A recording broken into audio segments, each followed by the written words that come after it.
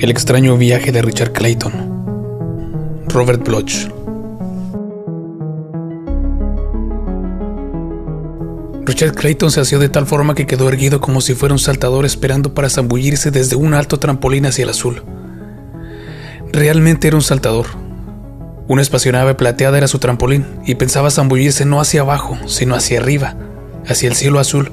Y tampoco pensaba recorrer 9 o 10 metros, sino que se zambulliría millones de kilómetros. Con una profunda inspiración, el regordete y barbudo científico alzó sus manos hacia la fría palanca de acero, cerró los ojos y jaló. La palanca se movió hacia abajo. Por un momento no sucedió nada.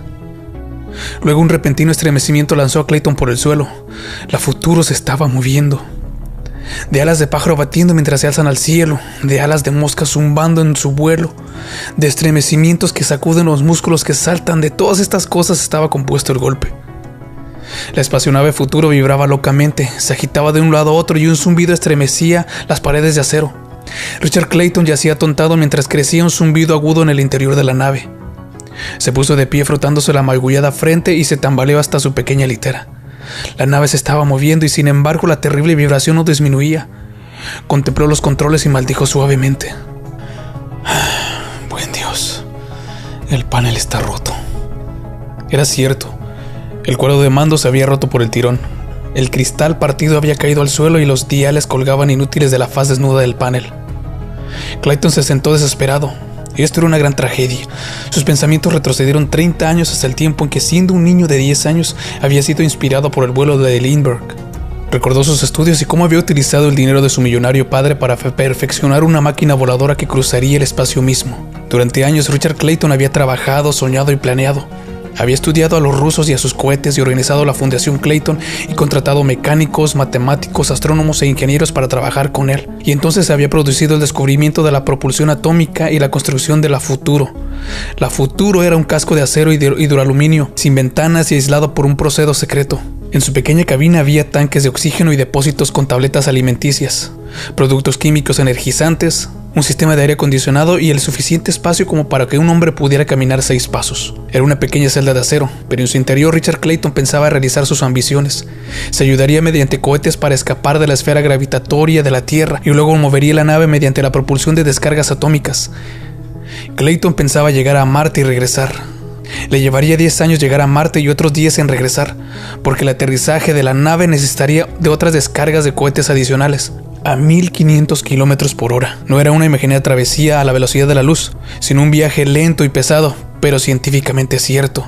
Los paneles estaban dispuestos y Clayton no tenía necesidad de guiar su navío. Era automático.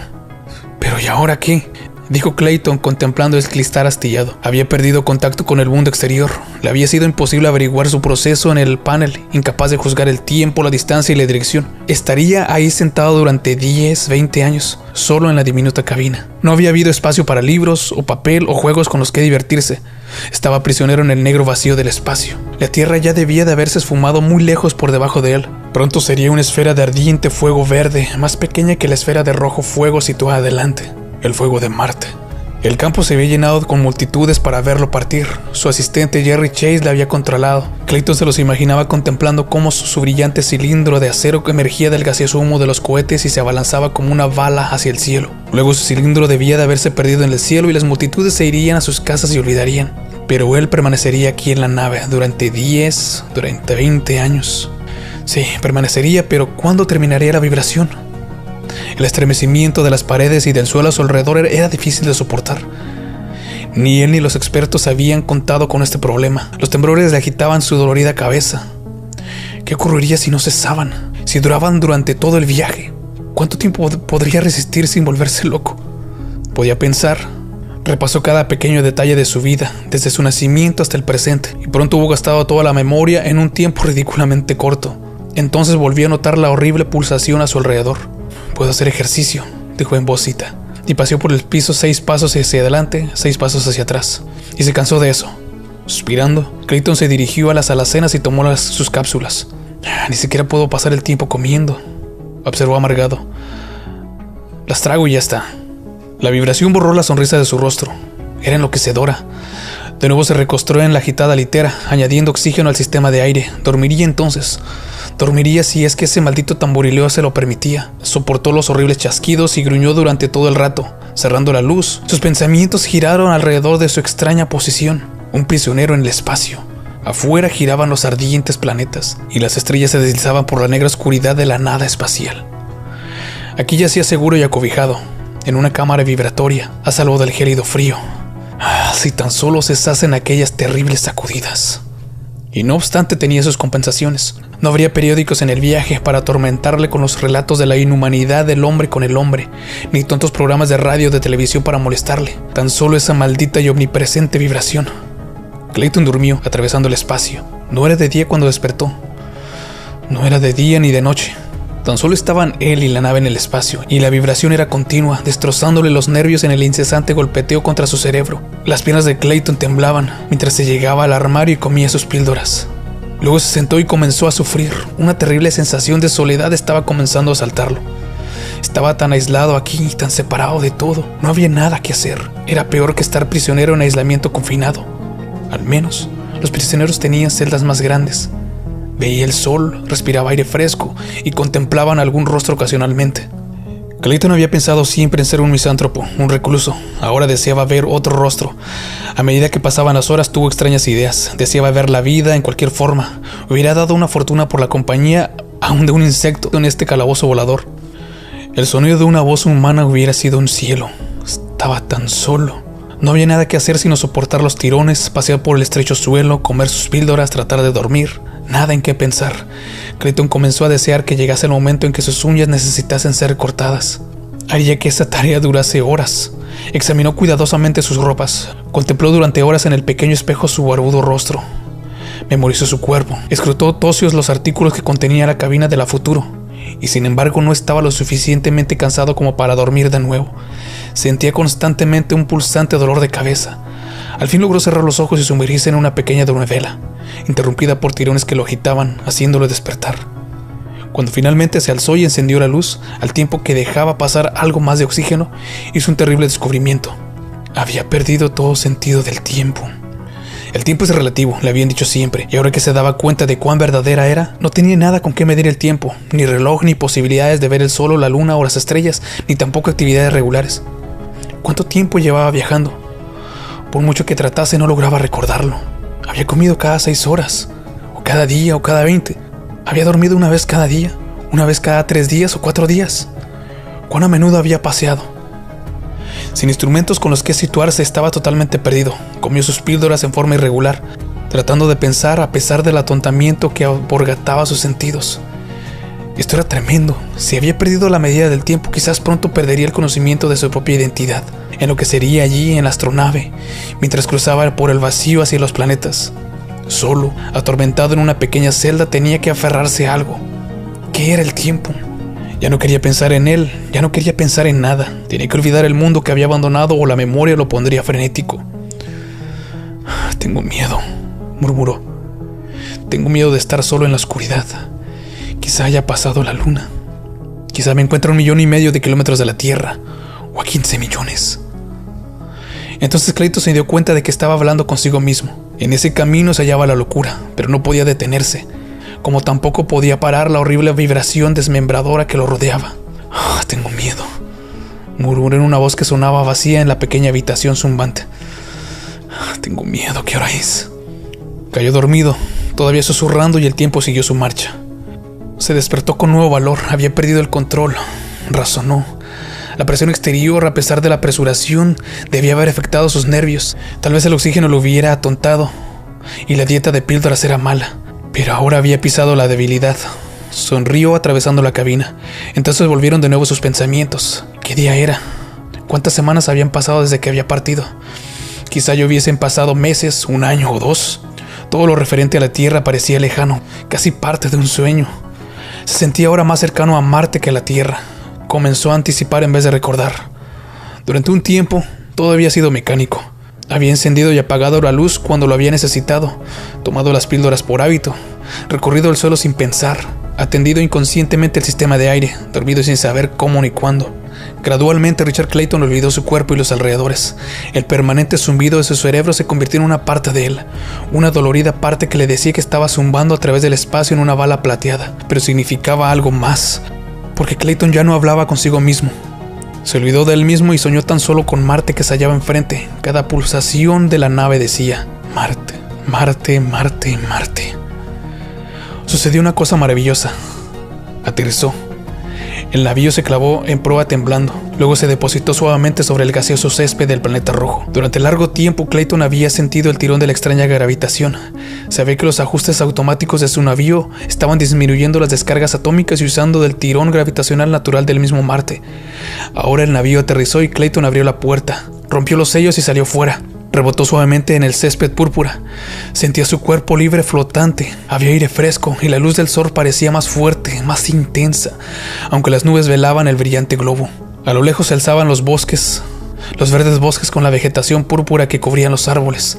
Clayton abandonó la nave y se acercó al fresco bosque. El primer árbol tenía ramas que se inclinaban hacia el suelo como dos brazos. Brazos, eran brazos. Se extendieron unos brazos verdes. Unas ramas lo asieron y lo alzaron. Fríos anillos viscosos como la de una serpiente lo mantuvieron así aferrado mientras era apretado contra el oscuro tronco del árbol. Y ahora estaba mirando la inflorescencia púrpura que cubría las hojas. Los crecimientos púrpuras eran cabezas. Malvados rostros púrpura que lo miraban con ojos putrefactos como sapos muertos. Cada rostro estaba arrugado como una coliflor púrpura, pero bajo la misma masa pulposa había una gran boca. Cada rostro púrpura tenía una boca púrpura y cada boca púrpura se abría para babear sangre.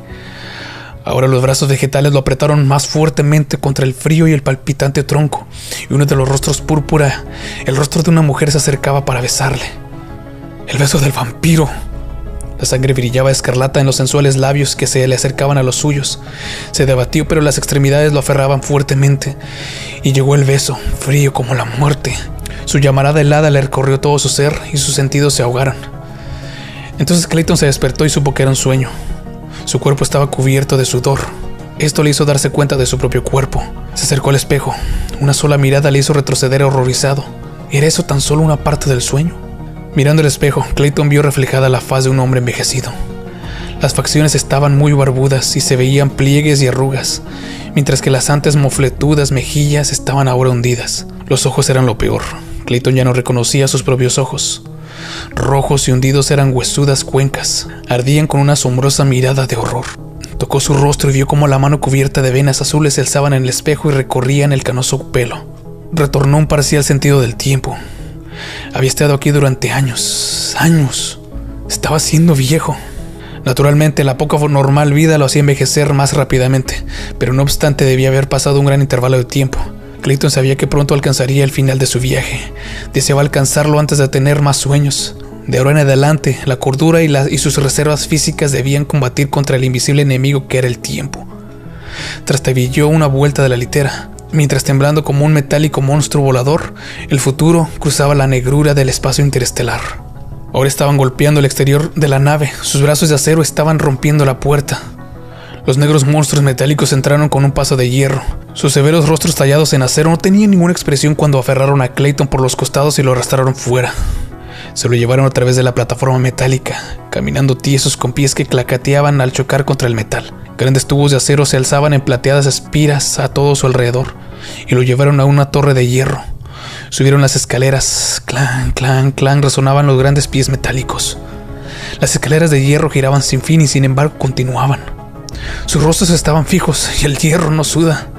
Nunca se cansaban, pero Clayton era una basura jadeante cuando alcanzaron el domo y lo empujaron ante la presencia en la habitación de la cúspide. La voz metálica zumbó mecánicamente como un disco fonógrafo roto. Lo hallamos en un pájaro, oh amo. Está hecho de madura.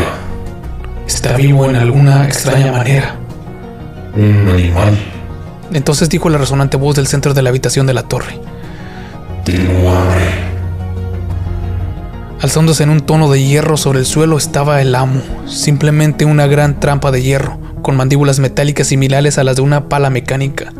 Las mandíbulas abrieron con un clic y los horribles colmillos brillaron. Una voz llegó de las profundidades. Alimentadme. Lanzaron a Clayton hacia adelante con brazos de hierro y cayó dentro de las mandíbulas trampa del monstruo. Las mandíbulas se cerraron, masticando con gusto a la carne humana. Clayton se despertó chillando. El espejo brilló cuando sus temblorosas manos encontraron el interruptor de la luz. Contempló el rostro de un hombre envejecido, con el cabello casi blanco. Se estaba haciendo viejo y se preguntaba si su cerebro resistiría. Comer píldoras, caminar en la cabina, escuchar la vibración, regenerar el aire, acostarse en la litera. Eso era todo ahora, y el resto, esperar.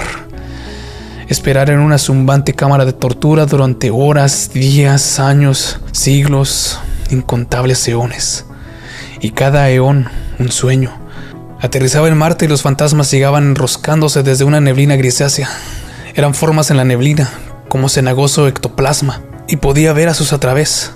Pero se retorcían y llegaban, y sus voces eran débiles susurros en su alma. Aquí hay vida, susurraban. Nosotros cuyas almas han cruzado el vacío tras la muerte, hemos esperado vida para tener un festín. Tengámoslo ahora. Y lo ahogaban bajo las grisáceas sábanas, y sorbían con grises bocas chuponas su sangre. De nuevo aterrizaba en el planeta y no había nada, absolutamente nada. El suelo estaba desnudo, y se extendía hasta horizontes de nada. No había ni cielo ni sol, tan solo el suelo sin fin en todas direcciones. Puso cautamente el pie en él, se hundió en la nada. La nada vibraba ahora, como vibraba la nave, y lo estaba tragando. Estaba cayendo a un profundo pozo sin lados, y la inexistencia se acercaba sobre él. Clayton soñó esto último estando de pie. Abrió sus ojos ante el espejo. Sus piernas estaban débiles, y se sujetó con manos que temblaban por la edad. Miró al rostro en el espejo. La faz de un hombre de 70 años. Dios, murmuró. Era su propia voz. El primer sonido que había oído. ¿En cuánto tiempo? ¿En cuántos años? ¿Por cuánto tiempo no había oído nada por encima de las infernales vibraciones de la nave? ¿Cuán lejos había llegado a la futuro? Ya era viejo. Un horrible pensamiento mordió su cerebro. Tal vez algo había ido mal.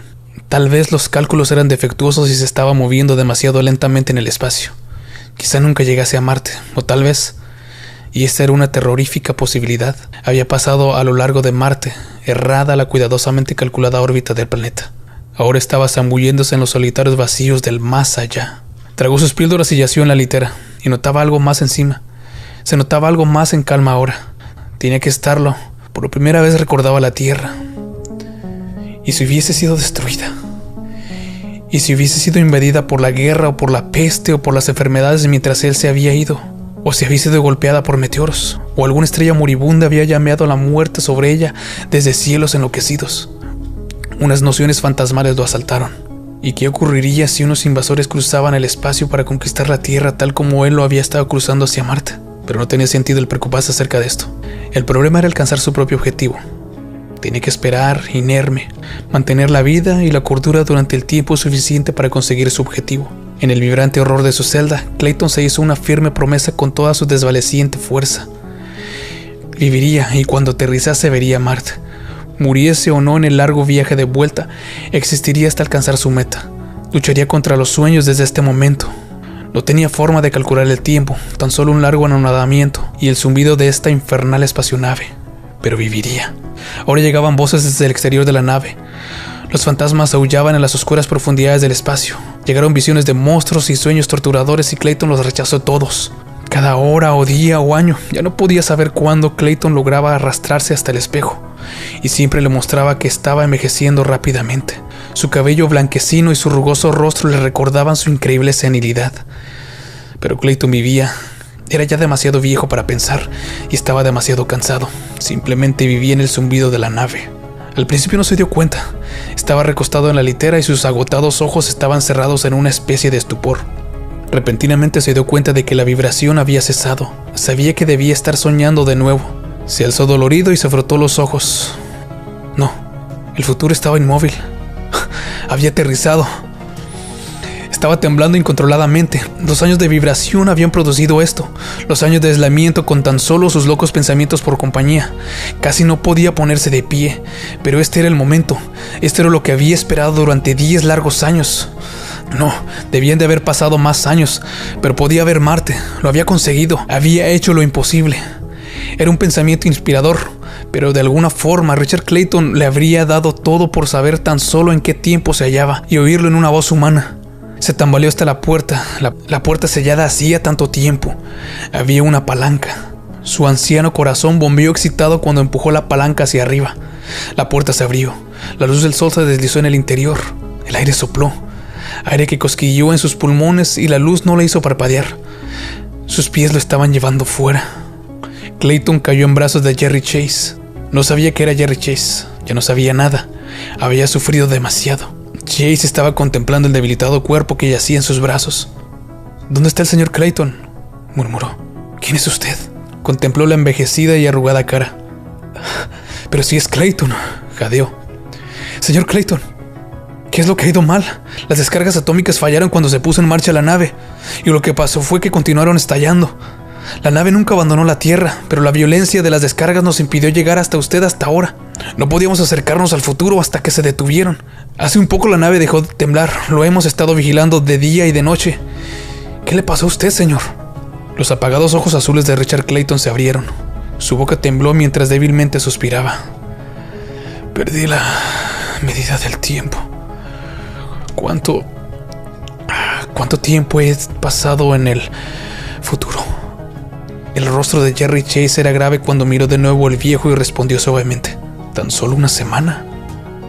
Y mientras los ojos de Richard Clayton se helaban con la muerte, el largo viaje terminó.